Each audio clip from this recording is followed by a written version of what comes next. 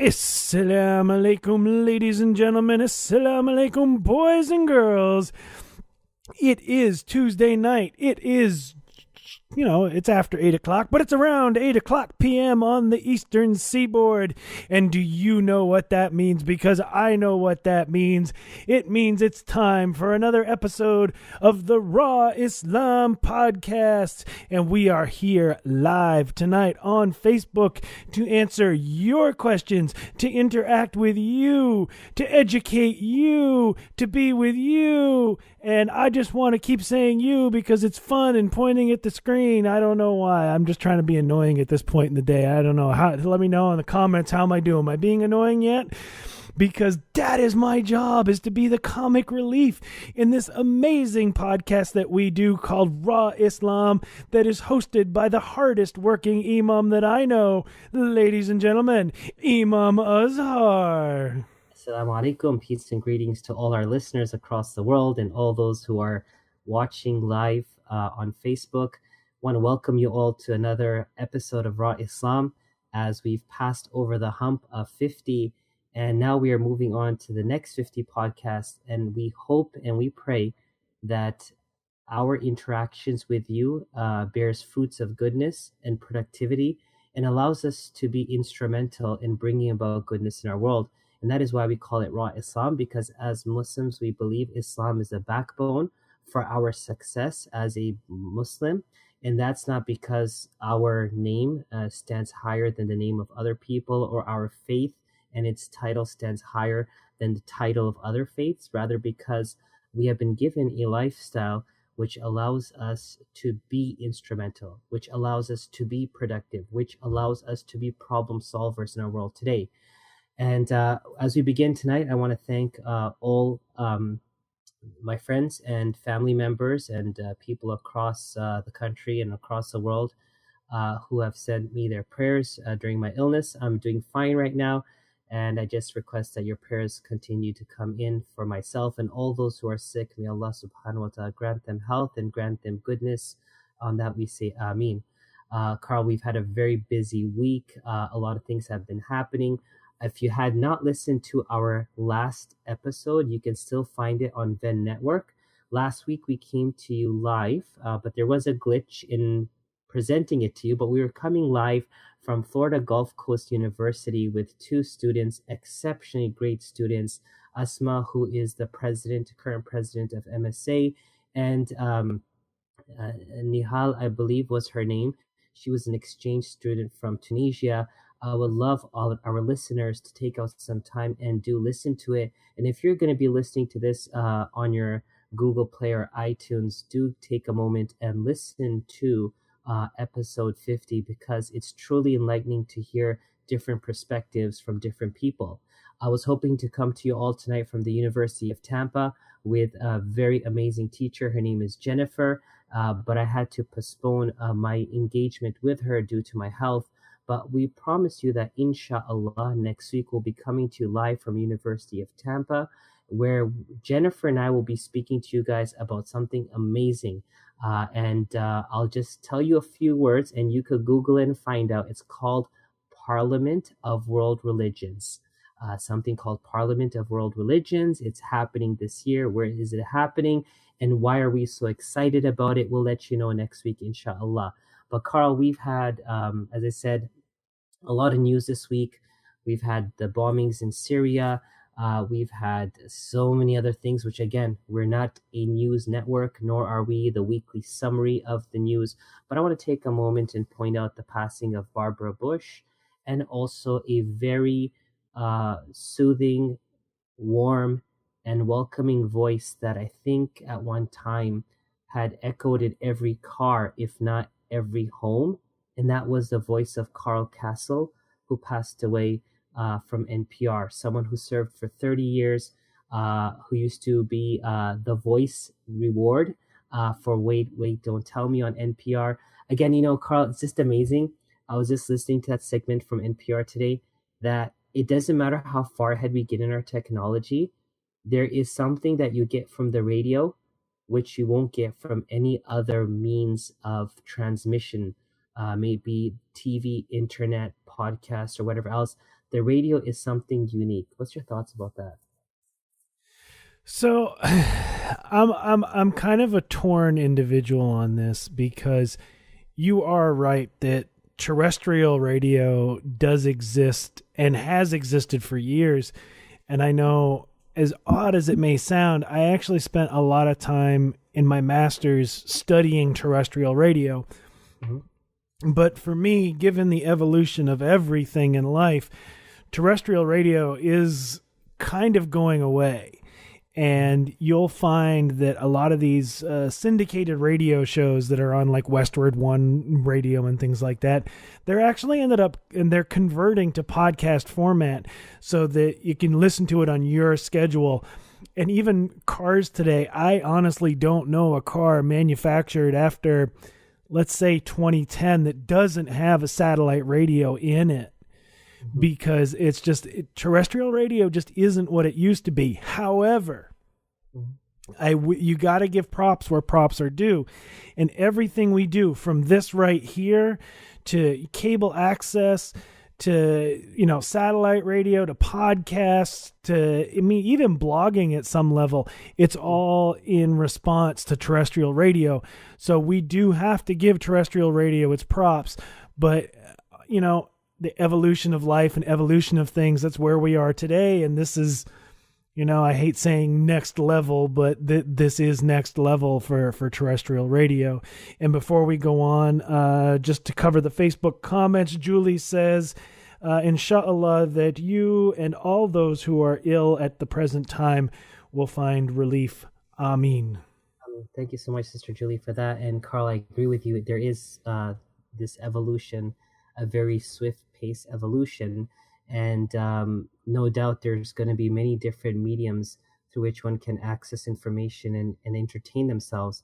But I think I have to rephrase myself. The touch that we got from radio, the touch that I got from radio, it's something that I'll never forget. I remember in England on Saturday nights there was this comedy show on radio, and I would periodically listen to that for half an hour.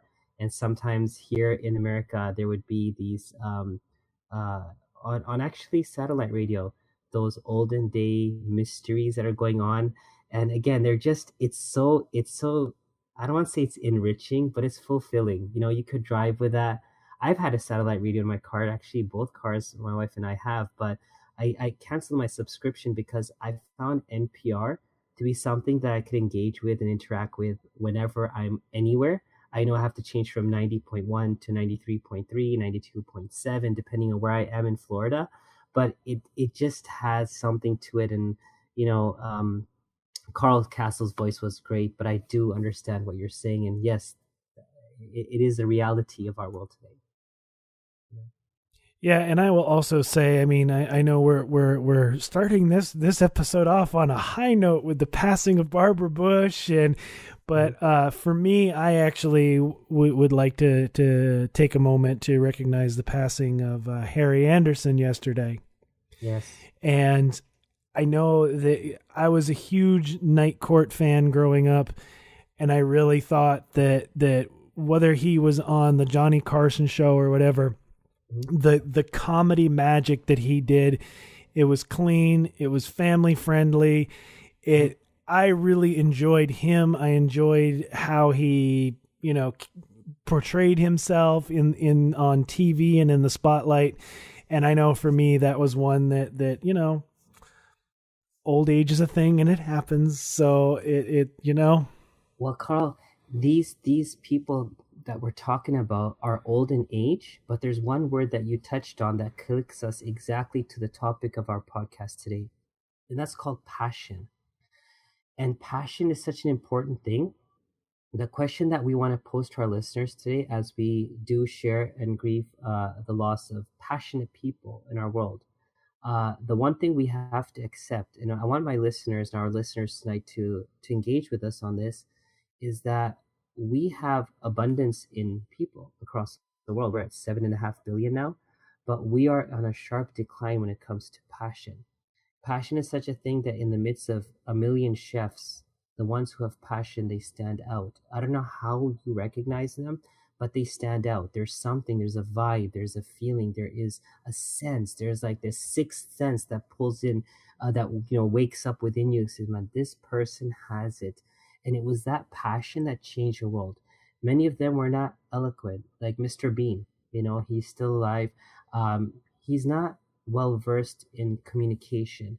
He's not well versed as an engineer. He's an engineer. Remember that. He's an educated individual, but he didn't fit into anywhere in society wherever he went. But he found his calling, and that was through his passion to become a comedian.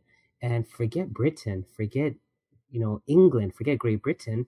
The world knows Mr. Bean. So today, what I'm analyzing, what I'm seeing around, and I like to share my thoughts based on what I see. And again, all of us have different viewpoints based on our vantage points. My viewpoint is telling me that I see Muslims right now segmenting and fractioning into pockets. Majority of these pockets are based on the hype of the moment. Now, I won't say that we are just trend followers, but we are extremely passionate about making an impression in something which is trending. For example, activism, you'll see a pocket of Muslims in activism. Advocacy, a pocket of Muslims in advocacy. Environmental rights, human rights, a pocket of Muslims. Disaster relief, charitable work, a pocket of Muslims. Then you have as we talked about many times, the far right conservatives and the far left liberals. And then you have all those in between that consider themselves to be the middle path. And my question tonight is, Carl, and I think you put the title, Can a Muslim be an all-rounder? Is that, are Muslims today feeling that our passion and our abilities should be confined to only one area?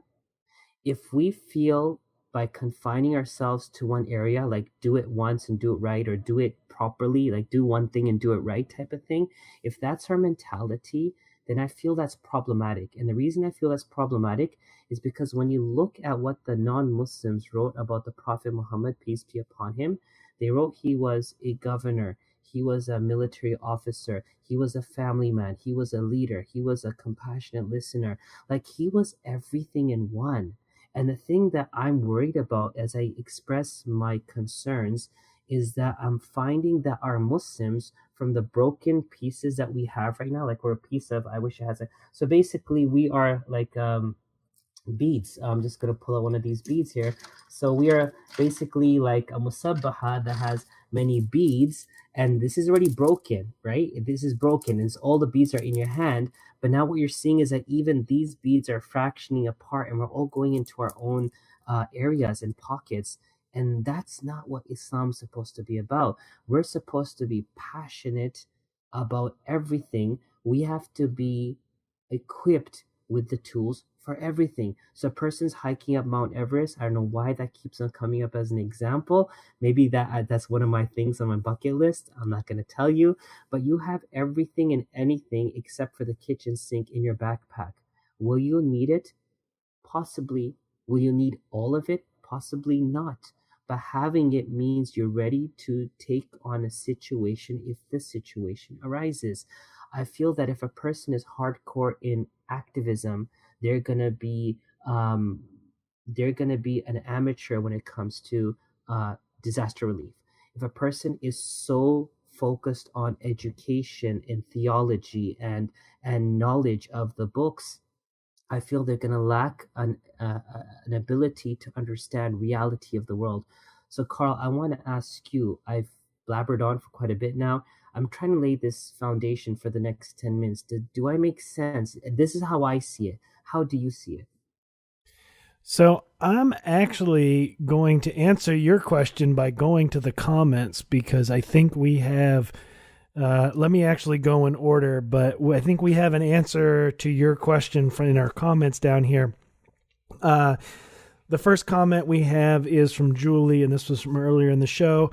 She says, in everything there is evolution. We must accept that reality. We must accept that reality and use change to enrich our present and inform our future.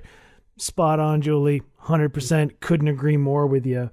Ariana said that, yes, so many people are lacking passion and it's a very sad situation. But in answer to your question, she goes on to say that why would Allah give us such powerful tools, such as our own brains, only to use it on a single subject? That's if Allah's given us the brain, and the brain is one of many parts of our body, right? We articulate our thoughts through our tongues, but our thoughts that we articulate through our tongues and our mouth are something that we believe in our heart. So there's a thousand things up here, but what the heart is driving is what the tongue is going to speak about, and it's going to utter, basically. And so that's it. Why have we, and I want us to think about this, because sometimes, as Carl says in the beginning, thought-provoking episode, we want people to think, I'm not here as Mr. Doctor know-it-all, nor is Carl. And if Carl says so, I'm just going to get a Listen, you speak for yourself. I bill myself as Dr. Know-it-all. Okay, we got Google +1 right here, Dr. Carl Know-it-all, with 3 colors on his Ben Network t-shirt. But I'm not a Mr. Know-it-all. But what I think life is about is where one person can say, you know what, I think something's wrong, and then everyone kind of pitches in. Some may agree, many may disagree, but at least we had a thought-provoking discussion, which allows us to think about things differently. So, Carl, I want to give our listeners a story as their comments come in. There's a story I always give to the children when I'm in Islamic schools and stuff, and that is the story of the rock and the tree. So there was this rock, right? It's stuck in the ground. This big, sorry, not rock, but a stone. This big stone is stuck in the ground, and it's been sitting there for ages. And then next to it, a man comes one day. He plants a seed. Next thing you know, this thing sprouts. Long story short, it becomes a tree. It bears fruits. It gives shade. People love it. People have picnics under it. The whole 9 yards happen all along. All the while, this rock is sitting in the ground. Dogs come and pee on it, and people just sit on it. Like, no one cares about it. But the tree is something that everyone, like, okay, let's get some shade, let's have a picnic, so on and so forth. One day, that same man who planted the tree comes with another man and says, tomorrow you're going to chop this tree down. And so at night, that rock spoke to the tree. And the rock asked the tree, hey, I want to ask you a question. He said, what is it? He said, I've been here before you were, right? And I've seen you from the get-go. I've seen you from the day you sprouted. And I've seen you grow and give so much benefit. People sat under your shade. They carved their name into you. They had picnics. They picked your fruits. And like, it was just such a great benefit. Like, he enumerated all the goods of the tree. All the while, I am just stuck here, sitting here, and no one looks at me. No one cares about me. When it's hot outside, no one wants to sit on me because it's so hot. Why are they taking you out and not me? Right? And so the tree said to him with a great sigh that you enumerated all the goods about me. Like, you pointed out all the good things and good qualities about me, but there's one flaw, and that flaw overshadows all my goods. And the rock asked, what is that? He said, the fact that I'm not stable like you. I go where the wind goes. And so if the wind's blowing this way, I'm going that way. If the wind's blowing that way, I'm going that way. So what happens is I'm constantly going this way and I'm hitting the house of the owner. He gets annoyed by it. He'll cut my branch off, right? And if I'm growing the wrong way, I'm going to hit a power line and they're going to chop that branch off. And if I just grow out to the street and I become a nuisance, they'll chop me off. So everywhere I grow, if I don't do it right, I become a problem. Where you are grounded and rooted, that's why no one messes with you. So the point of the story is, I'm not saying that we're just going with the wind wherever people are taking us, but a Muslim is such that they're rooted solid enough that their wings or on the ground can spread out and cover these issues. Because what issue out there today is a calling for humanity that wasn't initiated by Islam? I ask you that question.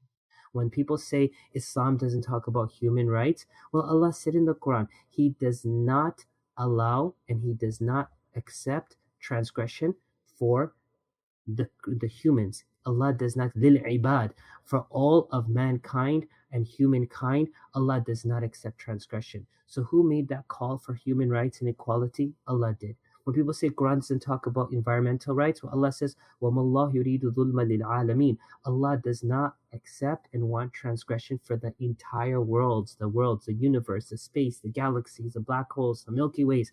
Allah does not want transgression on it, i.e., you can't abuse it. So these are callings. These are two of many callings that come through Islam. But if we're not rooted and we're jumping into one field, tomorrow that field's going to become dry. It's going to be very hard to get up and go to the next field and acquaint yourself with what's happening. And if you want to become like Frogger, remember Frogger, Carl? Absolutely. You gotta you gotta like get across the highway, and you have to avoid the cars, and then you gotta do the alligators, and then the logs. And obviously I spent time as in the arcade as a child. Do you want me to interrupt you with a Facebook comment? Go ahead. All right. We have another comment from Sister Layla. Assalamu alaikum. Thank you for joining us tonight. And she's going to test my reading skills. And since I have my laptop, I'll bring it over closer. She says, Assalamu alaikum. She's glad to see that you are feeling better. And she said that you brought up a good point about being an all-rounder. And see, I'm saying all-arounder. So is it because I don't play cricket? Is that what it is? It's all-rounder, yes. All-rounder. Okay. Can Muslims be passionate about something and be Muslim? Absolutely. As long as we don't lose our goal as being Muslims, we must be moderate in everything we do as Muslims. But being passionate to me means going that extra mile as a human being. And I would say that you are absolutely right, Layla. And it is about going that extra mile, because that's actually what, passion is. Oh, I was going to say that's what passion is, but it's also what Islam tells us to do, is to go that extra mile for our neighbors, and to go that extra mile for those in need, and to go that extra mile for those around us. The two hadith that come to mind, and I know I'm going to screw them up, and when I turn it back to you, you can say it properly, is no one really believes while their neighbor is in need. And I feel like there was a real similar one about food.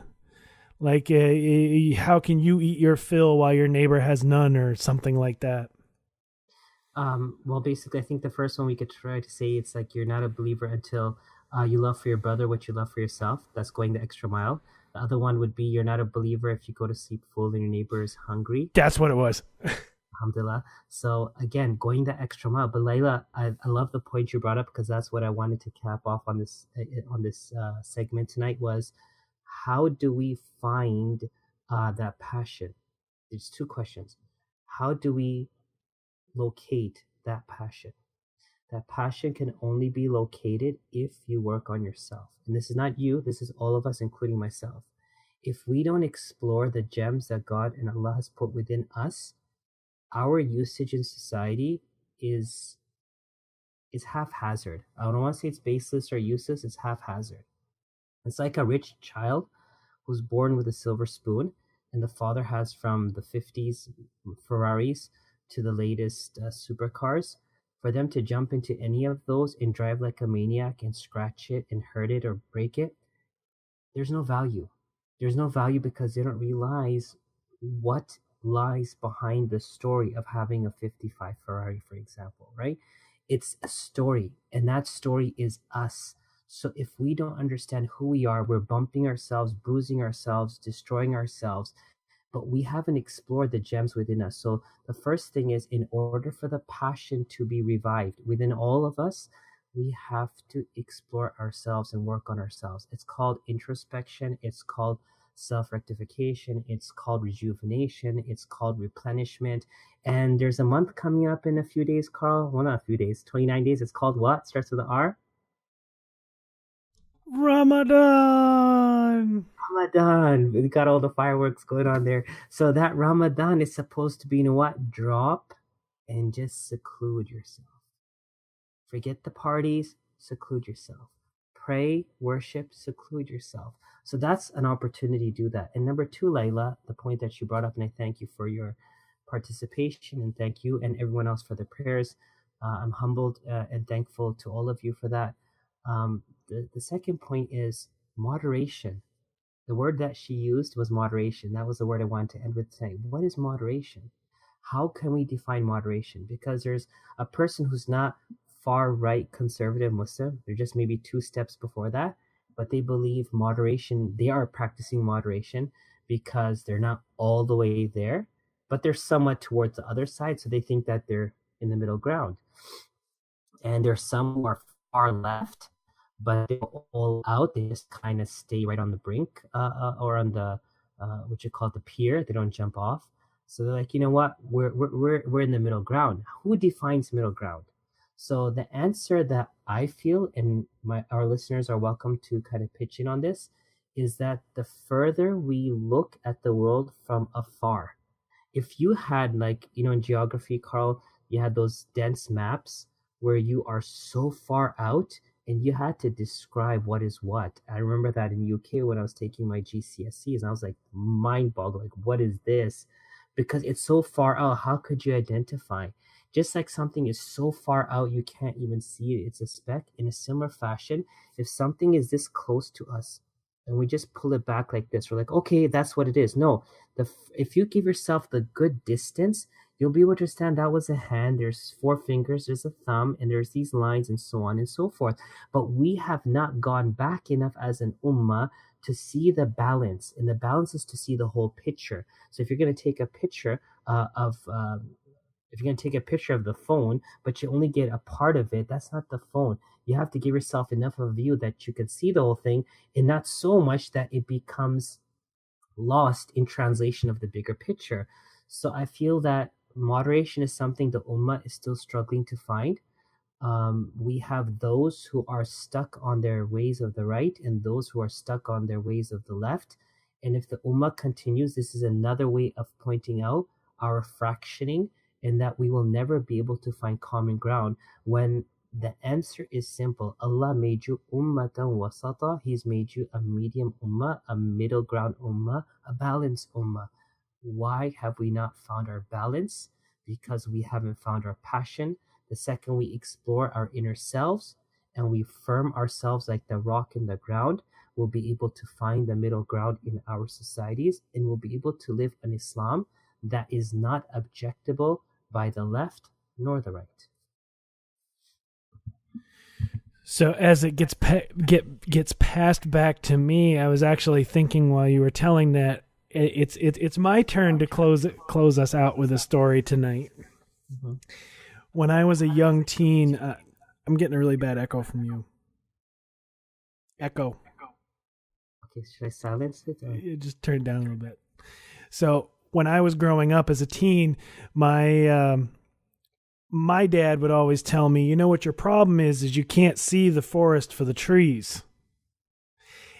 And I remember being a young kid and thinking, well, how can that be? Because a forest is made up of trees. How can I not see the forest for the trees? Because if you're seeing the trees, you're seeing the forest. And I spent just years in my early teenagehood trying to figure all of this out and trying to put it together. How can I not see the forest for the trees? And then finally, it wasn't until I was an older individual that I figured it out. And it was to see the forest for the trees. And that is exactly what Imam Azhar is telling us to do this evening with ourselves. Well, alhamdulillah, that's amazing. That's like, I can't speak beyond that, but alhamdulillah, I think we conclude another thought-provoking episode where hopefully this discussion doesn't stop here, but as this discussion continues to travel beyond time and space through cyberspace and internet and podcasting and shares and likes, is that we'll be able to ask people to ask themselves to reconsider their position where they're currently on. And that's what a Muslim is.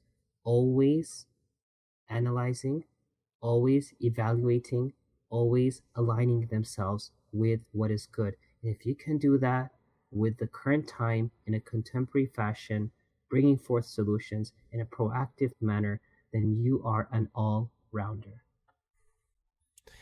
Alhamdulillah. And now, ladies and gentlemen, it is time for the administrative portion of the show. As you know, all of these episodes and all of these shows and other shows just like this can be found over at vennetwork.org. Head over there. We have comments, we have links, we have subscription buttons. And also, if you're over there and you're watching this here tonight and you're looking at my Venn Network t-shirt and you're like, wow, that's really cool. I'd like to show people that I listen to the Venn Network. You can go to Amazon straight from vennetwork.org and get your own Venn Network t-shirt. And I am very happy to say that it took a little time and it was a clerical error on my part. So I do apologize. But for our hijabi sisters, we now are offering long sleeve versions of this t-shirt. So if you would like a long sleeve version, please let me know, because I have a separate link I need to give you. So just post somewhere and I'll give you the link for a long sleeve version of what I'm wearing. You can also support us on Patreon to help spread the word of what we're doing and get more listeners. And it's because of listeners like you that we are an award-nominated show. And we're so thankful for all of you guys for everything you've done. And as for this evening, I'd like to thank Ariana, Layla, Julie for your comments. I'd like to thank you all for listening and tuning in this evening. I'd like to thank everybody that's going to tune in and listen after we're done. And until, of course, you know what? I'm totally sorry. I'd like to thank Imam Azhar for taking the time out to speak with us this evening, to educate us and to tell us, impart his knowledge on it. I know when I was in school, one of the things we learned was knowledge retention. We actually spent a semester studying that. And it's moments like this, especially since it's going live to the internet, this is knowledge retention. SubhanAllah. That's amazing. And with that, ladies and gentlemen, until next week, we will say, Assalamu alaikum. Assalamu alaikum.